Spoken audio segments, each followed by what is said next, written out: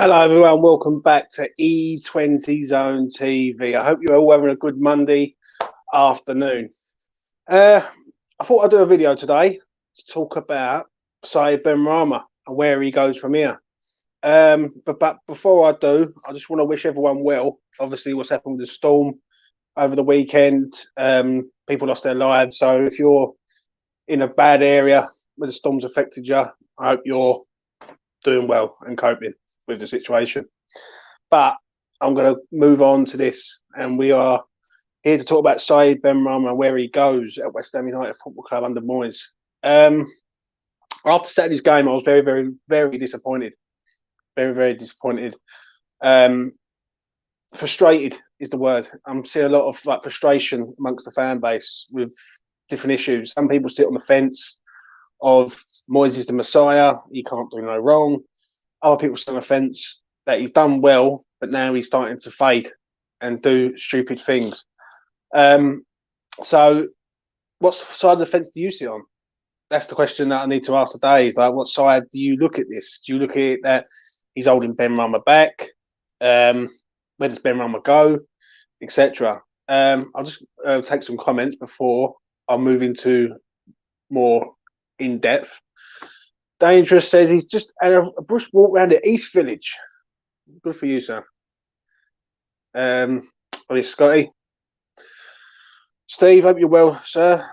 Justice for Benrahma. And Jazza says hi, James. So yeah, let's get into it.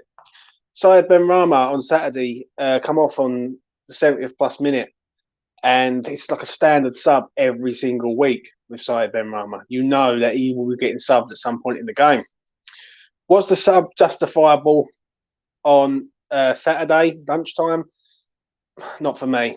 Not for me. Too many players are getting too many passes, and I think Benrahma is an easy scapegoat. And I've said this for a long time. Anyone who's sort of followed me in my sort of progress of YouTube, I've said this for a long time. He's an easy target. Saeed always gets the stick when it really isn't justifiable. Do you know what I'm saying? So for me, where does he go with David Moyes now? It'd be interesting to see what happens on Sunday at 2 o'clock when the teams come out. Will Benrahma be in the starting 11? Now, for me, he's one of our most important players. Yeah, if we're going to win games, he needs to start. This sort of stubborn approach of not having him in and leaving him out, and do you know what I mean? It's just not on. It's just not on. And the bigger issue here is Antonio more than Benrahma.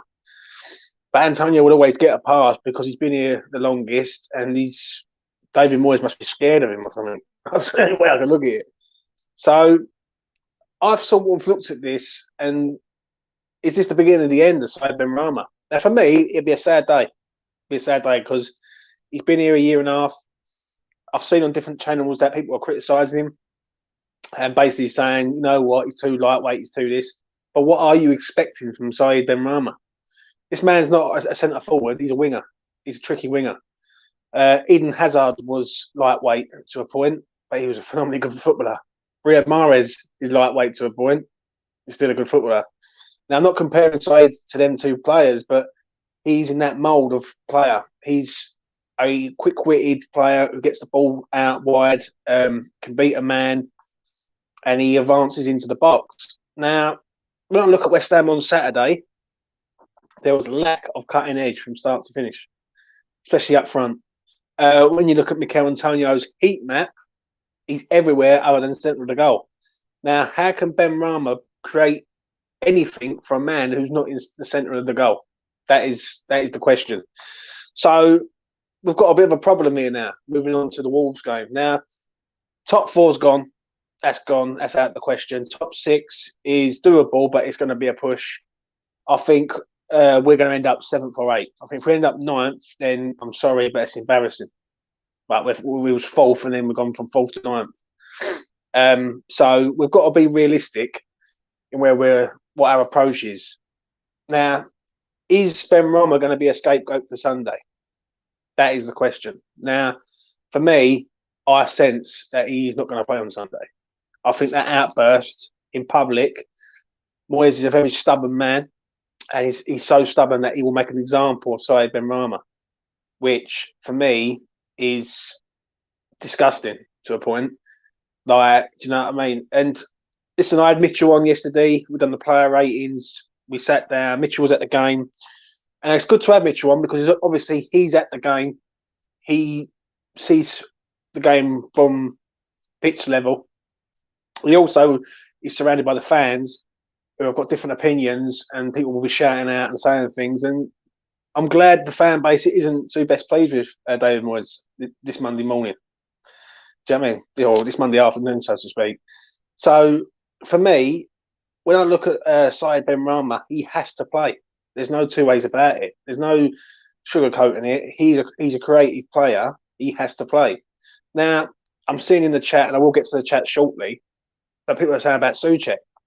Now, Souček gets a lot of passes as well. He's another one who sort of, he can do no wrong. Now, yeah, he might have credit in the bank from last season, but this is 2022, and we need these players now. Now, if they're not performing, they don't deserve to be starting. It's as simple as that. Now, the Souček one is an interesting one because we have no one else who is like him in that position. Like, do you put Noble in there? He hasn't got the legs, or do you put Krau in there, who everyone thinks, oh, I don't know, like is he going to cut it? Is he not? The problem is with Krau, has he really been given a chance at West Ham United? For me, he hasn't really. He's played bit part games and he hasn't really done anything to, like, even for us to judge him at all, really. He's had one game against Kidderminster, but they was all crap against Kidderminster. I know he was bad, but no one else was like amazing in that game, other than Declan Rice, who saved us. So we've got to weigh it up. So before I can move to the chat, my question is to everyone: is this the end of Saeed Benrahma at West Ham? Are we slowly going to see David Moyes ease him out of the club? Because for me, after Saturday's game, I feel that Benrahma's had enough now of being sort of the scapegoat. Like, listen, I can understand it last season. He's new to the league. He's coming into a new club. He's got around his stripes. But he scored 8 goals and got 4 assists this year. He's the 3rd highest goal scorer at the club in all competitions. So why is he treated like a make weight every time? That's the question that needs to be asked. Why? The reason why, in my opinion, and if you're watching this later, please put it in the comments below. In my opinion, he's an easy target. He's an easy target to drop and say, you know what, take him off. Do you know what I mean? Because you ain't going to take Bowen off, because Bowen is amazing at present and he's doing amazing things. Pablo Fornells is an engine who runs around, gets stuck in. He's not really productive in the final third, as in goals or assists or anything, but he's a workhorse, so to speak. And then you've got a toss of a coin between Antonio and Benrahma. Now, for me, what's Antonio really done? Not a lot. But he's our centre forward and he can't even stay centre of the goal, which is a major problem. So, for me, to round this up before I do get over to the chat, is that I look at this now and I feel that Moyes will make Benrahma an easy scapegoat now. Vlasic will come in, right? Vlasic won't do anything at West Ham, and I would have money on that. I'm a betting man, as people know, and I don't fancy Vlasic to come in and be that productive, because he would have done it already by now. He's been here long enough. He's had games, he's had time, he's had all the above. So for me, it's sad, yeah, but do you know what? If something would shut Moyes up and shut these haters up, the fan base, is when Benrahma does get a chance to start just getting in there and just burying chances. Do you know what I mean? But it's an hard one. It really, really is. I feel today, looking on social media and Twitter and everything, I'm seeing people's opinions. People are starting to lose a bit of patience with Moyes, because people look at Moyes and go, this is your doing. No one else's. Like, you know, Antonio's going to spoon balls from 25 yards out into like stewards in like Rosette. But you've also got to understand that we need players at this club. So for him being that stubborn and keep saying we can't find what we're looking for is the reason why a lot of these players are knackered and they're not getting you're not getting the best out of these players anymore. Do you know what I mean? When you look at Newcastle on Saturday and you look at us, you would have thought we was fighting to stay in the league the way we was playing. But it's just lack of ideas, lack of threat, no cutting edge, nothing. Do you know what I mean? So yeah. So let's start off with the comments. So what we got here? Scott says here he's definitely holding sides back. I totally agree, brother. I really, really do. I've said this from minute one, and someone said it in my chat a long time ago, right? And I'll never forget what they said. Is Moyes turning Saïd Benrahma into a player he isn't? And it was a brilliant comment, and I went, you know what, you're bang on there. Absolutely bang on the money. When you look at Moyes, he's trying to make him into an industrial midfielder like Fornells. But we've got Lanzini who can do that. We've got Vlasic, who's a number 10 really deep now. Vlasic is not a winger, he's a 10. So, like, Vlasic is another one. Like, you got Lanzini, you got Fornells, you've got three players in the same blooming position. I just think with Benrahma, the issue is you either love him or you don't. Now, I like Saïd Benrahma. I think he's a very, very talented footballer. I think when he is in the final third, people stand up and think something's going to happen. I don't see that with any other players at present. Maybe Bowen. When Antonio gets the ball, you don't know whether he's going to shoot, whether he's going to spoon his pass just to the opposition player or whatnot. That's no disrespect to Antonio, but like you've got to see it, and you've got to see it and say it how it is. And how it is at present is he's just not good. He's just not good. So it's an issue there. It really is. You can tell Benrahma is terrified to do anything now. Yeah, he don't run at players anymore. I must agree. Scott's got a few other comments, but I will go through other ones. What we've got here. Benny's made some fast moves, but wasn't seen to be fair to him, James. Yeah, I agree, mate. Time to drop a few players and give our reserves a chance, and to get in the first team like Vlasic and Krau. Everything is so stale at the moment. See, the thing is with Krau is that people will look at Krau and say he ain't good enough. But how can we judge him, Krau, when we ain't seen him really? We've seen him in the Europa League, dead rubber against Zagreb. We've seen him in the League Cup going against Manchester United, where I thought he played pretty decent. And against Kidderminster, on a terrible surface, he was awful. Now, it's how you want to look at it with Krau. Me personally, Krau should have been in this team long. I said this 2-3 months ago when Souček started to fade a little bit. But this is nothing to do with the players sometimes. It's to do with the manager. And the manager keeps picking these same players who are not doing the job. And the fan base are very split at present in regards of, well, on the one hand, you've got the fan base saying, well, we've got to stick with them because that's all we've got. And on the other hand, you've got the fan base saying, well, it's time for a change, like what Jazz has just said there. So for me, it is time for a change. I want to see, if you're going to do this season any good, it's time to see some youngsters like Okoflex. Even if you get him on for 10 minutes, just let him do something, right? And if it doesn't work, then we can see in 10 minutes that if this geezer's not really cutting it, or he can't embrace it. And listen, as fans, we can all see a good player, right? If you've watched football a long time, you can see a good player. When you see Harrison Ashby, who's played for West Ham this season in games, he looks a talent. Looks a real talent. Now, give Okoflex a go. Do you know what I mean? Or give Neves a go, right? Who's in the under-23s. Like, if they're not cutting it, yeah, why? It just seems like there's a lot of favouritism at the club at present. And that is not a good sign. Like, and it proved it on Saturday when Benrahma was subbed, in my opinion. Like, when Benrahma subbed, right, it was favouritism there straight away. Because he moved Antonio from striker to wing. And he was shocking there. He really, really was. So, Souček needs to be dropped. Rice cannot carry us against Wolves midfield. The problem is with Wolves, they're going to set up a 3-4-3 system. 3 at the back with wing backs. And we're going to get overrun in midfield. And that's the fear that I have. Declan Rice has been poor in the last 2 to 3 games, I believe. And it's no coincidence that he's been poor when Souček's been even worse. I just think they need another body in there. I've always said that. Other people have said that in the past. Like West Ham have got to change their tactics. They've got to go to a 4-3-3 system or a 3-4-3 system. And I'm starting to believe it. I really am. Like, I look at West Ham now, and we're getting like teams are going straight through us. Leicester went through the middle of us. Newcastle, Joe Linton, right? Joe Linton, right? The striker who couldn't like do anything. They've converted him into a midfielder, and he was running through our midfield, literally as clear as day.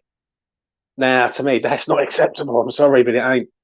Like Joe Linton doing that. So there's got to be a change up there. Now, will there be a change up? I don't think there will be. I think Moyes is just too stubborn. Yeah. Should there be a change up? I'd like to see Krell in there. I'd like to see Krell and Rice together with Souček advancing. Like, do you know what I mean? That's what I would like. Because I feel that Souček isn't effective going forward to a point, but he's defensively he's all over the place. He can't pass. He can't hold the ball. His awareness is poor. He trips over his own feet sometimes. Yeah, there's got to be a change up of some sort, right? Do you know what I mean? At West Ham. Now, whether that's the players or the system, something has got to give, 100%. Steve, I'm of the feeling that Moyes is losing the plot, mate. How did Moyes not bring Antonio off is beyond me. I think Benny needs a decent run in the side. The problem is with that, Steve, is Benrahma's played games. Now, on one hand, Benrahma has been quiet in games. Yeah. But is this not the best way of describing this is look at what happened on Saturday with Mikel Antonio. The heat map that someone put up on Twitter, and if you're on Twitter, go and check the heat map out of Mikel Antonio. You'll probably find it. And it's embarrassing. A centre forward is everywhere other than in front of goal. And how can Benrahma go and find Mikel Antonio if he's on the wing? Like, Nicky should be in the box. Like, the goal Craig Dawson scored on Saturday was a great goal. Absolute great goal. Like, his movement was a movement of a striker, really. I don't see Mickey doing that at all. Like, the last time Mikel Antonio scored a headed goal, right, I believe, was Southampton at home this season, where it literally come in, it just hit it. Right, someone cleared it, hit him in the face and went in. That's the only time. Like, it's just not good. It's just not good at present. Steve says, sorry to say it, but I think he'll be gone. Yeah. If he is gone, yeah, I will support the kid wherever he goes and say, you know what, good luck to you, mate. Do you know what I mean? Because I feel for Benrahma. 18 times he's been substituted this season. Now I'm telling you something now, and I would have money on this, and I'd go and dig through the stats. In them 18 times he's been sub, he has not been bad in all them 18 games. There's been games like against Southampton, for instance. He gets subbed again. He scores a goal, gets subbed. Against Watford, I think it was. He scored a goal, he gets subbed. It's just the same old cliche every single time. Vlasic needs a run in the team as well. But the question I want to ask on that, does Vlasic deserve a run in the team? Now, if you had a choice between Vlasic or Lanzini right now, who are you picking? For me, you're picking Lanzini. Right? And this is not I've not got an agenda against Vlasic, right? Because I want Vlasic to do well, but I can't really say that Vlasic has been impressive this season to deserve a start at West Ham. And if we go back a month ago, when Benny was at AFCON and Vlasic was in, people was crying for Benrahma to get back as soon as possible because the team just wasn't good enough. Now, ain't it ironic? When Benrahma's not there, the team don't do so good. They lose at Leeds at home, and they lose at Manchester United away. Benrahma comes back, the team's not doing so good. Maybe you should look at your striker, because your striker's not doing it either in the grand scheme of things. Do you know what I'm saying? So it's an interesting one, guys. It really, really is. Moyes has to drop Antonio. I want to see him change formation 4-3-3, Krell in to allow more freedom for Rice. I totally agree. I totally agree. The problem is, can anyone criticise Krell? Really? He hasn't played. He hasn't played no games. He's played dead rubbers. How can we judge him in the Prem? I think he's played one game in the Prem. Correct me if I'm wrong. That was Watford away as a sub, and he got about 3 minutes. So It's terrible. It really, really is. How Oko Flex don't get a chance is beyond me. It can't get any worse. I agree. It's one in times as Wolves are in the form of their lives. Wolves, I fear for that game. I really, really do. I think Wolves look very, very good. I watched them yesterday, and they're a well-oiled machine. And do you know what? That's the difference between a manager who's proactive to a manager who's not. When you look at Wolves' team, when they got Bruno Lage in, I was like on the fence with it. I actually thought they might struggle this season. New manager bounce, like new manager to the league. But the man's come from Porto, I believe, and he's been absolutely first class. They've signed a great goalkeeper. They've got a solid back line. Neves is a talent. Neto's just come back from injury, so he's going to be a threat for them. They've got a centre forward up front who's a centre forward in Jimenez. Podence has always been a decent footballer, in my opinion. So they've got good players in there, and the problem is with them is sometimes they just go a bit inconsistent. Under Nuno, they was very inconsistent side, but now when you look at them, they're not a bad little unit. Do you know what I mean? And they could possibly get top four, and that's terrible. For when you look at where they were last season to where they are now, it's night and day, and that's due to the manager, really. What we got? Unlike Pellegrini, who signed all these rubbish players, Moyes is shooting himself in the foot and running himself into the ground. Football is about progress. Plus stubbornness do not work long term. Totally agree, Jez. We do. If we don't get our asses into gear, Wolves are going to stuff us. I totally agree with that. We've got there, so I'll scroll down a little bit. Jazz's team for Wolves is 4-3-3. Fab, Cresswell, Zuma, Dawson, Johnson. Yeah, I think you're right on the Johnson one. Krell, Rice, Soucek, Benrahma, Bowen, Fornells. Picks itself, really. Do you know what I mean? We're fans and we can pick it, but Moyes won't have none of it. I'm looking forward to seeing some under 23s. I agree. I feel Fornells could do a job with Rice as a DM. Do you know what? That's a great comment, that is, yeah, because I've always said that with Fornells. Fornells doesn't give you anything at the top end of the pitch. Like, he ain't going to score you 10 goals, like, etc. Right? He'll score a couple of goals, but that's not where his best work is. His best work's in the middle of the park and spraying passes out to the wingers and like the front men. Now, I would like to see that. Would it happen? I don't think it does, because I just feel that like he's not really a DM. He's like a rugged. He's like an industrial midfielder. Fornells. Now you get stuck in, but if someone goes through him, then Rice has got to clear up, isn't he? But it is an interesting one. I do think it possibly could do something there. If we continue like this, we will just peter out. But trying youngsters and in the reserves and the new season may add a starting 11. It's a gamble, but it is much needed. If we can get some youngsters in our ranks right now to go, right, give Oko Flex a go, give other players a chance, then for me, then it's gonna benefit us long term. But as Mitchell said, and if anyone watched it last night, my player ratings, Mitchell turned around and said he don't work with the youth. Like he's reluctant to let youth players in. It was proven that up in Sunderland, as he said about Defoe. Defoe said he doesn't do anything with youth players, really. Do you know what I mean? Because he's so set in his ways. So yeah, we've got a problem. Afternoon and all, Moyes has dug himself a hole. We are stagnating and need to freshen things up. Would be ideal time to introduce some of the best under 23s. I agree, Trev. I really do. Totally. As I say, I think the under 23s. If we're going to do something, just get them in there. Do you know what I mean? Let's have a look. Scroll down a bit. What is it? Like Steve says, if I had a choice between Lanzini or Vlasic, who are you picking? And for me, you have Lanzini in there all day long. Don't mention Crowell Jones. Pete said he don't want to talk about him anymore. That's fair enough, mate. What we got here, James? What team of formation would you like to see versus Wolves? As what you said, mate, a 4-3-3. Or I don't think we've got the bodies to play a 3-4-3. We haven't got a left-sided wing back, really. We've got too many right-sided players in our ranks. We need some left-footed players, and this is the worry at present, that we've got one left-footed player at the club in Cresswell. If he goes down injured, it's square pegs and round holes. And that, yet again, falls in the transfer window. And for us not to go and get a left-back, like, even to not get anyone's bad, but to not get a left-back when you know that your left-back's been injured this season, and we've struggled, it's just stubbornness at its finest. 4-0s will do a job deeper, as Lanzini is more creative further forward. Now, listen, Lanzini, I like Lanzini, but he runs out of steam.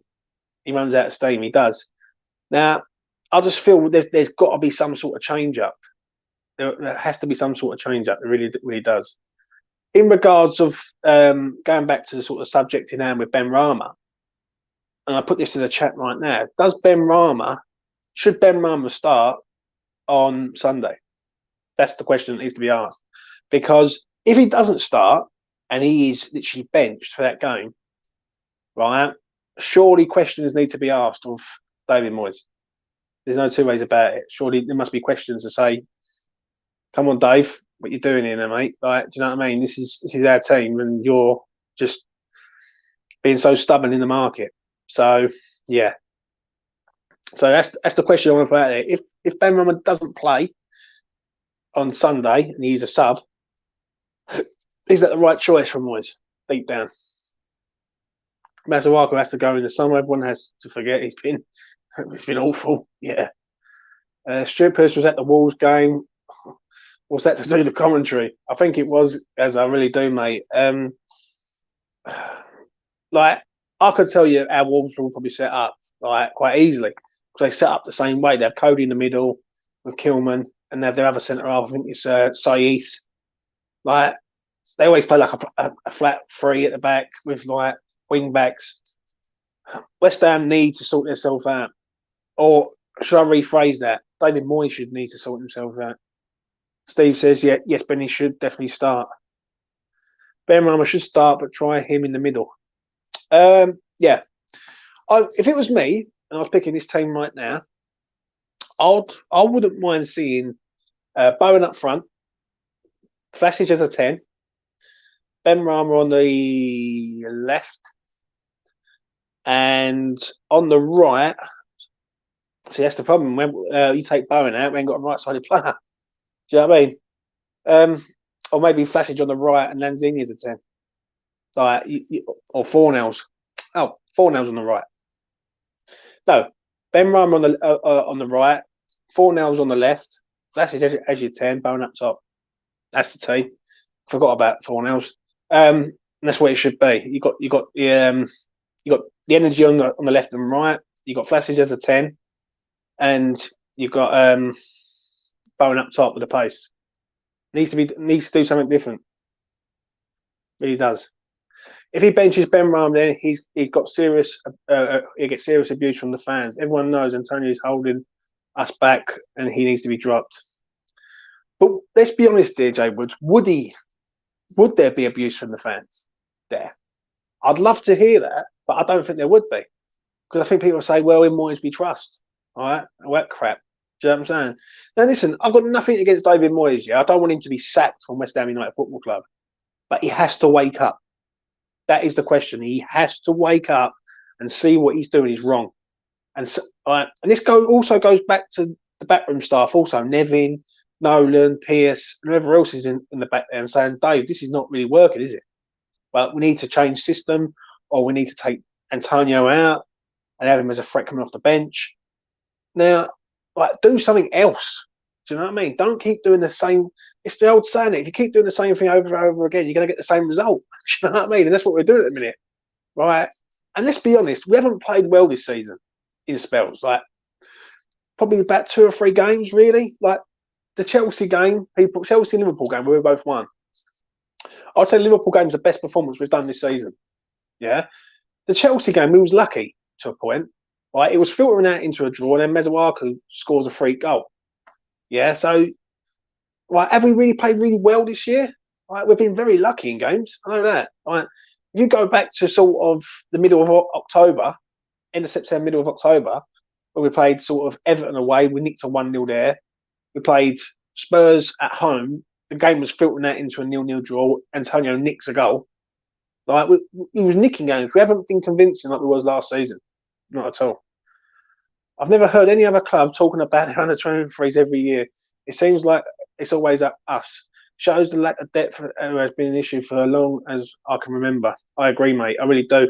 When you keep, but the problem is we've got under 23s, but then we're asking the under 23s to come in a time when we're in a bad moment, and we're asking these under 23s to come in and save us, basically, save Moyes' skin, basically.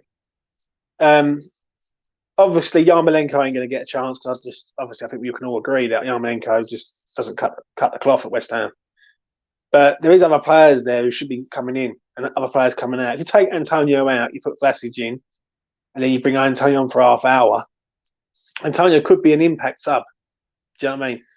But every time he's up against solid centre halves, Mikel Antonio, he goes missing. He goes absolutely missing. I've seen it multiple times this season where centre halves have just bullied him, absolute bullying amount of game. And it's other players like Jared Bowen who have stepped up, and Rice has stepped up, and other players have stepped up. It's sort of, when you're looking at Antonio and you're looking at the heat map yesterday, I'd like to see the heat maps of other games, because I can guarantee you he does not stay central, because he's not a natural striker. A natural striker will stay between the width of the goalposts. Like, he just doesn't. He just does not do it. I noticed Moyes was fuming at Antonio on Saturday. I saw that also, Jazza. I really did. If he was at the game, which I probably assume he was, when he had that spoon shot that went into the tsunami, as I always say, yeah, Moyes looked to the heavens and said, like, what's going on?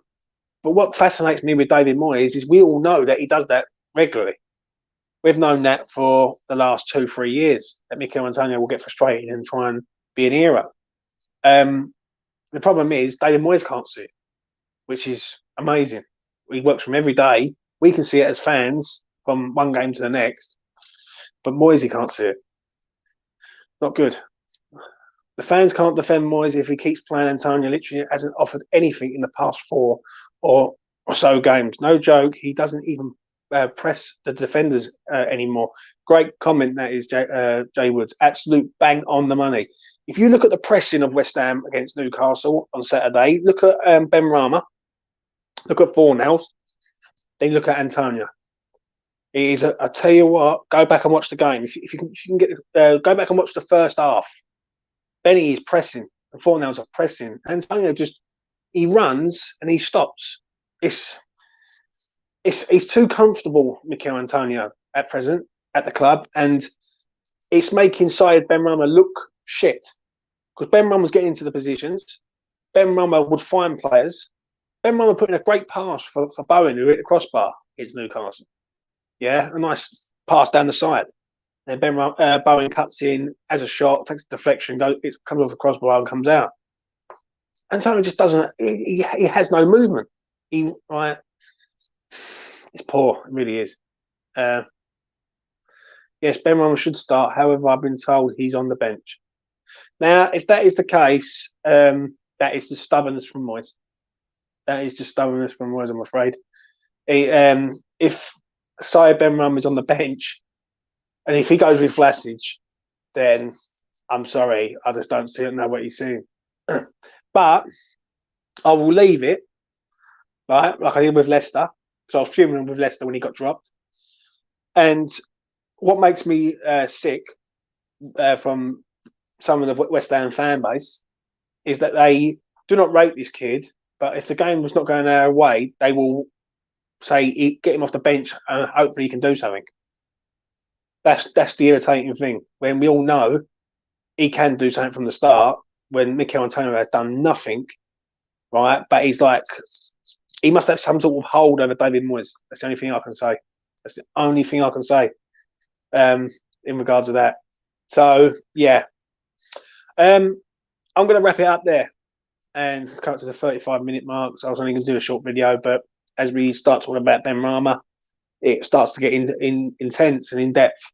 I want to thank everyone who's watched the last 2 videos that I've done on this channel. I've got some really good comments, and I've got some new subscribers, so thank you for subscribing. And if you've been watching this for the first time, please do subscribe to my channel and please do like the video. It goes a long way. It gets me out there and it helps me out greatly. It really, really does.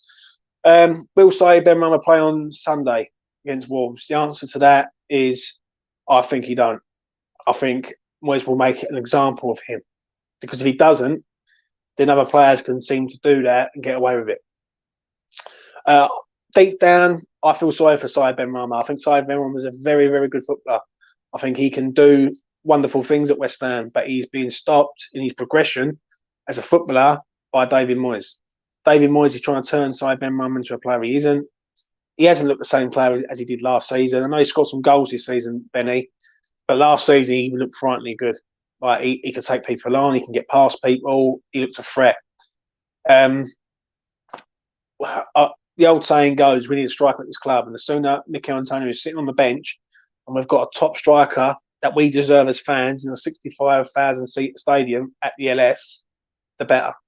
Because I'm sorry, all good things come to an end. Paolo Di Canio was a great player for West Ham at his time at the club. It all comes to an end. Do you know what I mean? Tevez was there 6 months. It comes to an end. But sometimes things come to an end for players. And sadly, I think Mikel Antonio is just not cutting it anymore. And it's not nothing against him. Can Mikel Antonio get any better? The answer to that is no. If anything, he's declining in his career now. Do you know what I mean? And this is a man who turned around and said he can go and win the Golden Boot. Let's all remember that. I mean, he's going to be challenging for the Golden Boot. He's got more chance of challenging for the Golden Gloves than the Golden Boot with all these long throw-ins he seems to do. But we will see. We will see. Anyway, take care of yourselves out there. Obviously, the weather's been absolutely horrendous over the last 48 hours. So please do look after yourself and your families if you have families. And yeah, brace yourself for the week ahead. Obviously, I will be back again towards the end of the week to do a pre-match fault. And then obviously the standard after fault after the Wolves game and the player ratings next Sunday. If there is something coming in during the week where a show will come up with a guest or two on, I will do that also. Anyway, so thanks for watching. Take care. Enjoy your week if I don't speak to you, and keep the faith. But all I'm going to say is Saïd Benrahma, you've been good, son. You've been good. And Moyes just does not appreciate you. That's all I can say on that. Anyway, bye for now.